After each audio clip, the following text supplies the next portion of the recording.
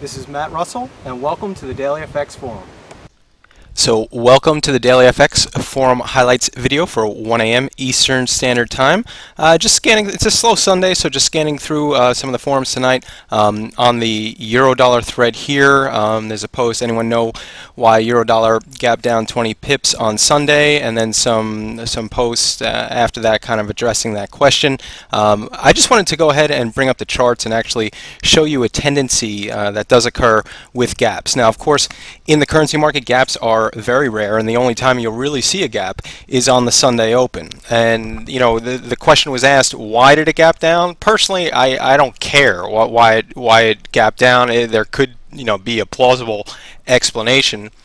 You know, maybe some kind of fundamental reason, some central bank, you know, member sneezed or something like that. And again, I don't really care. All I see is the actual gap. Now, with my equities background, you know, one of the first things I learned is that gaps on the S&P usually fill. Obviously, the Standard & Poor's index is the broadest index regarding stocks, so that's one of the main reasons. And so if you apply that logic to the currency market, because the S&P is broad and there's a tremendous amount of volume, that means it's incredibly efficient. So gaps, again, should close or should fill. Now, again, if we bring it to the currency market, because the currency market is even, I would argue, more efficient than the S&P in terms of breadth, you know, the tendency to fill those gaps is increased. So let's go ahead and take a look at the Sunday open. And again, I don't really care why there was a gap. Let's just look at this in a purely technical sense.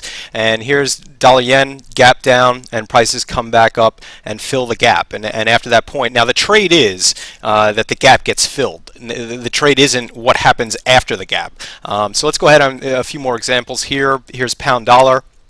Here was the gap, and we can see the prices came down and came within a few pips of filling the gap. But again, you know, we don't want to be too precise in terms of you know, getting the trade, for example, shorting and putting the limit, you know, a pip or two above the gap. You want to capture, you know, the meat of the move in between.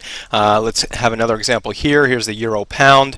We have the gap down here, and then that gap fills and the pair rallies.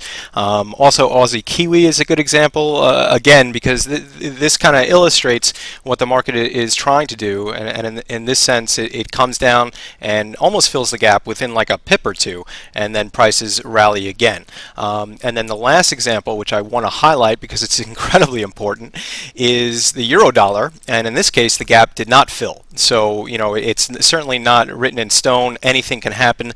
And what I would argue, and what I would suggest, in fact, is that if you see a gap, and you don't really see any relevant news story as to why, then that's a possibility for a trade.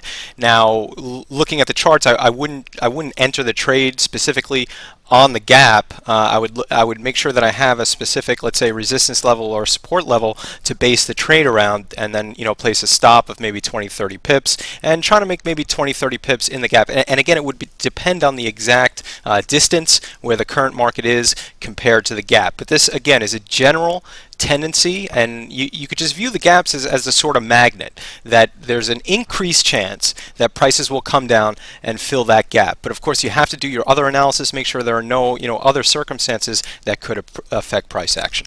Again, this is Matt Russell. Thanks for listening.